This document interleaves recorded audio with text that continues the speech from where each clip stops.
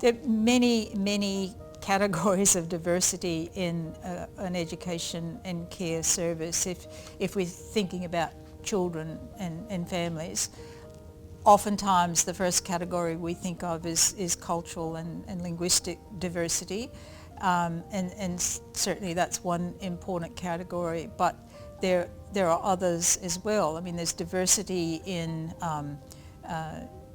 socioeconomic levels, lifestyles, religious backgrounds, child rearing practices. I mean, there's an endless list of types of diversity. One of the great benefits of being in a care and education service, even a small group like family daycare, is the exposure to diversity.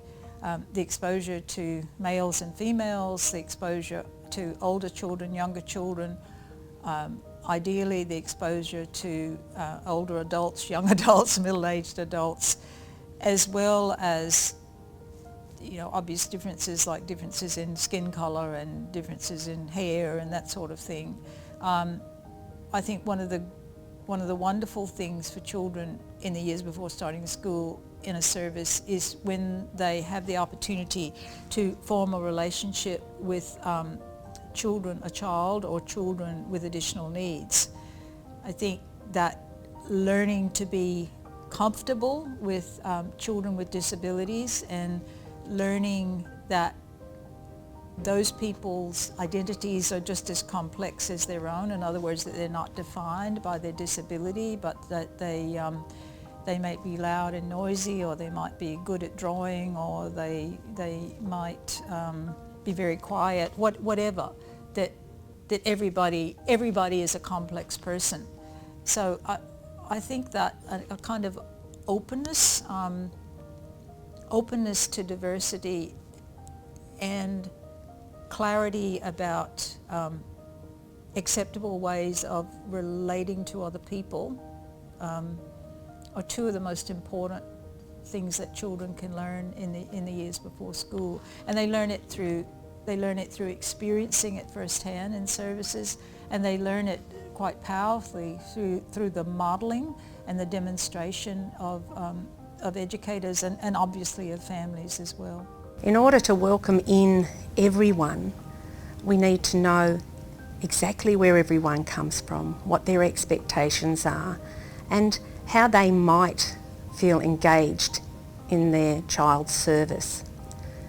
So there are simple things that can happen, like having photo walls that include everyone, so that every kind of family is shown to the children in the service and to the adults in the service, or that there's kinds of artwork or objects that people might think, that actually looks like home to me, it looks like us, I'm welcome here.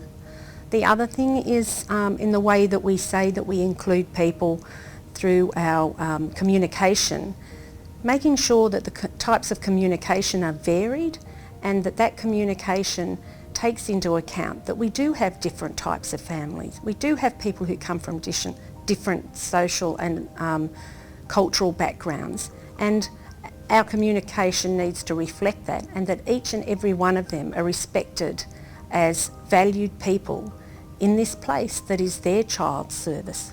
If we look at cultural diversity, for example, in Australia at the moment, we have so many different cultural groups living here, and we've also got to make sure that we always respect our First Peoples, which are our Indigenous peoples in this country.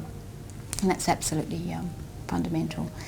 And there are lots of different ways that you can showcase that. And I think the important thing is to showcase it in a strengths way. So rather than just assuming that you might have a sort of multicultural day that's just about different food, we might need to do a little bit more than that. So showcase some of the strengths from that particular cultural group, and also bring in people that have some sort of expertise in that from that particular cultural group too. When considering diversity, reflecting on how we are alike creates a sense of connectedness and a basis of understanding. It is also important to consider how we are different, to appreciate the richness and diversity within the early childhood community. When we acknowledge and understand how we are different to other people and how we are alike with other people, we start to see the kinds of relationships that we can build. And often we find our relationships start from how we're alike.